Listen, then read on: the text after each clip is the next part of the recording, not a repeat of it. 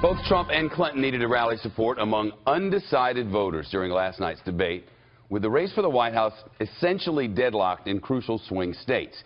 Specifically, they've been talking about white, educated, suburban men, but both, really, white, educated suburbanites. So did either candidate sway people who've not yet made up their minds? We have new analysis from the Wall Street Journal on how they did. Let's bring in Glenn Hall, the U.S. editor for the Journal. This is out today and at WSJ.com. What does it show? Well, it's pretty much no change, right? They both scored well with their base, maybe made some early inroads, but no definitive momentous movements. We talked to voters in many swing states, Pennsylvania, Florida, elsewhere. We talked to Republican strategists, Democrat strategists. Everybody on both sides of the aisle agreed that it wasn't the turning point for undecided voters. It's not as if the people who've been surveyed didn't suggest that there's a winner and a loser. Almost across the board, across most demographics, in most quadrants, the consensus was that Hillary Clinton, quote, won the debate, which in and of itself doesn't really do anything. You have to move voters who hadn't already made up their minds, and that's the essential question today. Did anything that happened last night move any voters who were going to decide this in the end? For instance, in the suburbs of Philadelphia. Right. What we saw there in Philadelphia and elsewhere, we were talking to suburban women. We found that there might have been some moments where Hillary Clinton got under Donald Trump's skin and allowed him to sort of express and reminded voters of things that he's expressed in the past about women that were unflattering, and he doubled down on some of those expressions, talking about Rosie O'Donnell, talking about Miss Universe, you know, those instances where he was referring to their weight and other things unflatteringly, reminding some voters, especially suburban women, that he has not always been a friend to women in his commentary. This women thing's been going on a long time. Right. It dates back to Megyn Kelly and that debate. But there's a new audience out there. Everybody hasn't been following this the way many of our viewers have, and certainly the way all of us have for the past 18 months or so. This women thing is going to be new to some people.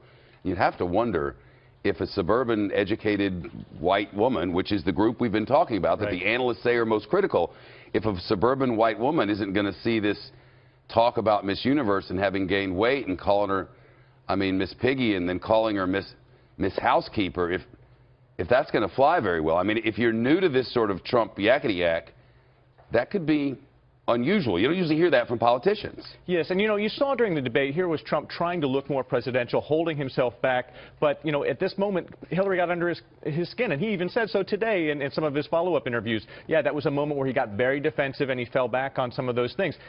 That was an opportunity for him to change that narrative, and he wasn't able to do it. He didn't start that way. For the first 15 or 20 minutes, he was like scripted Donald Trump, it seemed like. That's right. Secretary Clinton asked her if he could call her that, was, you know, very civil. And sort of respectful. Yeah, very respectful. Sort of like any other politician we've been seeing for cycle after cycle after cycle. And because clearly that's what had been drummed into him by those who have been helping with him. There's no doubt about that. I think at the beginning he was very strong. He made really good economic points. He made good contrast between how he would cut taxes, how Hillary Clinton would raise taxes. And then he proved all of her points. Then he came up and proved all of her points. And I've seen a lot of analysis today that suggests, look, he knew what he was supposed to do. Right. He just, you know, he's like that kid. I saw one analyst say, he's like that kid who you tell, don't touch that hot stove because it will burn you.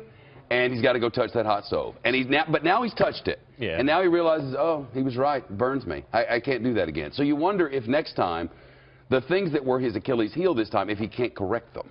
Well, several of the strategists, including Republican strategists that we spoke to, have said that, you know, whenever he gets a feeling of being under attack, he can't seem to help himself but to lash out, and he can't hold it back too long. And that's when he makes those mistakes. He goes off script. And that was the challenge that we saw him go through last night. He couldn't hold back after he felt like he was under attack a few times, so he started to reverse and hit his attacks. They just weren't as effective. Hillary's practice and her debate preparation obviously were on display last night in a way, and we'll see if Donald Trump decides he needs to prepare in a different way for the next one. They're also very different people with very different backgrounds and very different life experiences. And that may play to his favor because many people who like him, and maybe even some who aren't sure, felt that there was a genuineness to how he was coming across rather than the scriptedness that they saw from Hillary Clinton. We saw that in some of the after-debate commentary we did as well. I just can't see genuinely Miss Piggy and genuinely Miss Housekeeper, and just can't see that flying. If that's your genuine, you need to come up with something else. Well, fair.